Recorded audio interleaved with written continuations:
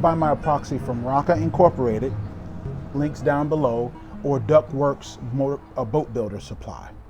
Don't fool around with this junk on Amazon and eBay. You're just gonna end up in a world of hurt. The good thing about Rocca is that they've got the instructions right here, very clearly laid out. They have a warning here, and they've got their address and phone number, email, or website there. You can go talk to them anytime, and they're very knowledgeable about the chemistry of this stuff. I'm gonna give you some pointers and things that I've learned over the years in dealing with this stuff, because it can be tricky.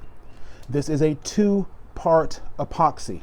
There is an epoxy resin and a hardener, and they have to be mixed in the perfect ratios for it to work. It's a chemical reaction.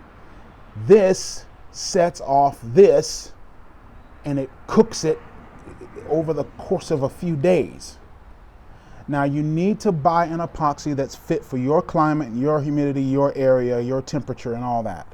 I'm using a medium viscosity resin and a slow hardener because it's hot down here in the south. This medium viscosity resin, it all gets really thin in the summer.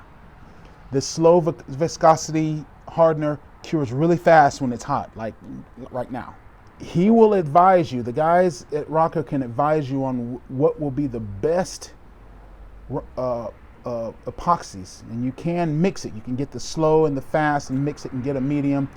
You can get a slow viscosity, low viscosity, high viscosity, mix it and get kind of a medium. You can do all kinds of mixing, but you need to buy from a reputable dealer who knows what they're doing and where you know that their epoxy works.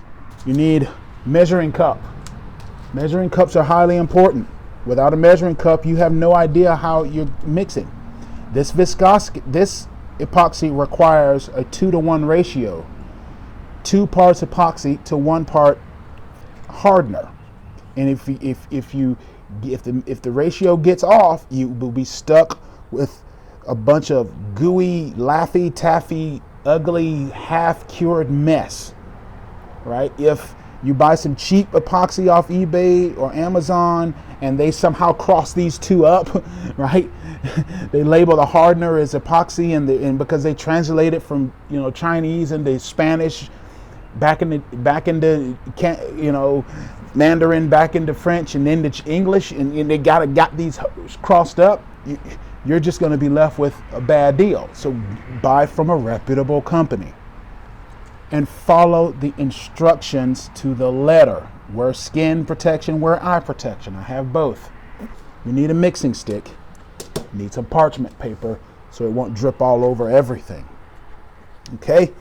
I use these, all links below. There's no affiliate links. I just do this stuff because I want to teach people how to do things the right way. These, you need mixing cups that have measurements. I get these from Ductworks Boat Builder Supply. I buy them by the hundreds at a time, because I'm always mixing up epoxies. And I often use the dram. A dram is 1/8 of an ounce. So let's think about it for a second. If I need 2 parts epoxy to 1 part hardener, if I put 2 drams of epoxy in, how many parts of hardener will I need? Right?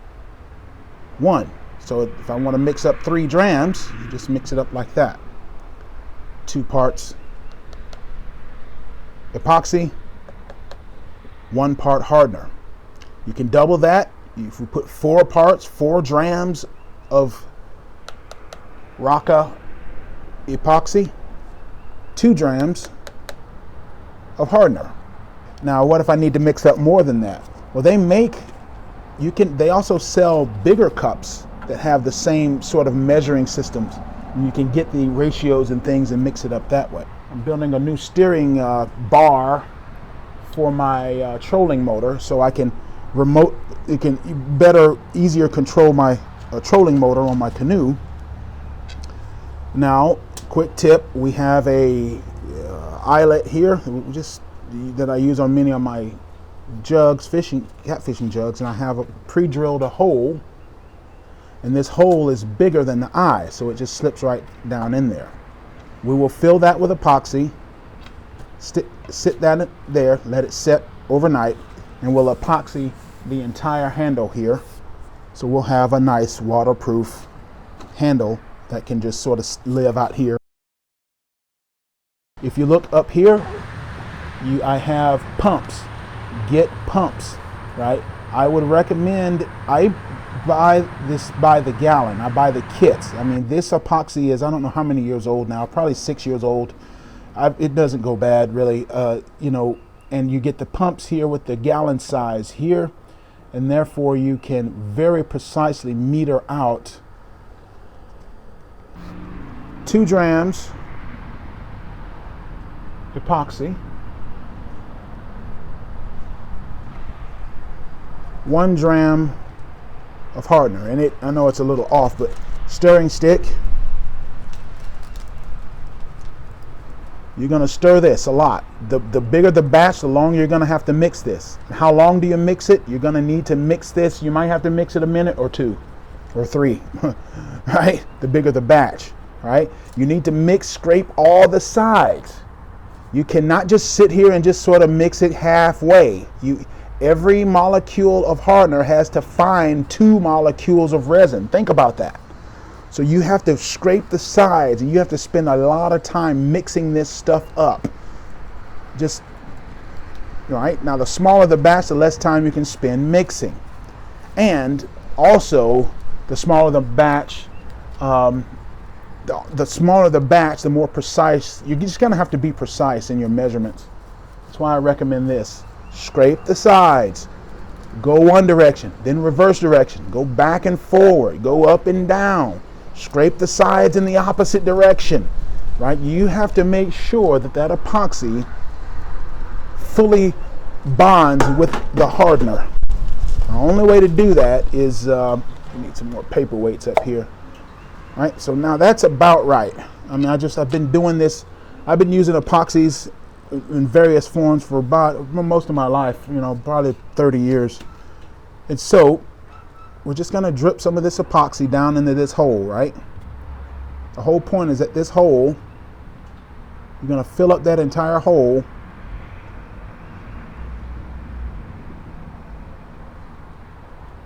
You see that? Okay, now you're going to get your hands dirty. Wipe that off. Save that stirring stick for later. Next step is we're going to just stick that right down in there, and bam. It's not going to catch, and that's how we want it. We you know. Then let's see. I know some of this is off camera, guys, but I can't do anything about it, and I don't have time to really set up a multi-camera setup. Dip your fingers in. Take some and spread it here.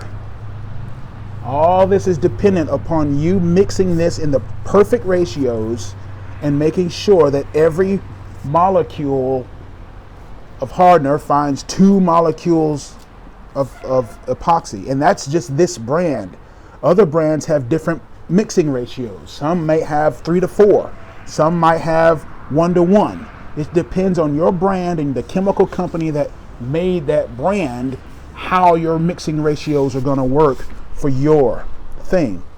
Those of you guys who do tabletops, bar tops, you already know how to do this. People who have only worked with varnishes, this is a whole new ball game. So as you can see, we're just coating this entire rod here in this epoxy and getting our hands dirty. You need to use gloves because you can develop an allergy to this. You need to wear gloves.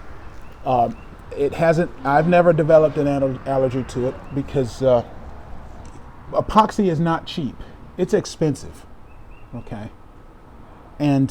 But it's always good to have around the house because guess what? I can, make little things like this for my boat. I can epoxy up I can do all kinds of experimenting for my lures. And so what we'll do here is we'll set that there. Doesn't have to be perfect, but we'll just set it there, and that'll be ready to check in the morning.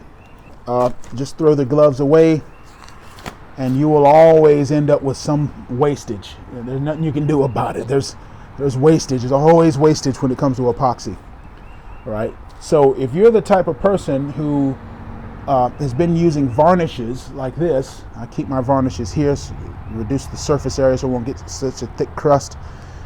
If you've been using varnishes and it's just slather on, you don't have to mix anything, you just slather it on and you're done. Well, that's not how epoxy works. It is easy to mix up epoxy, and if you don't feel too competent with it, practice on little projects like this, or just stick with your varnishes for my reels if you're buying the float kit, or if you're buying the do-it-yourself reels. I'll see you later.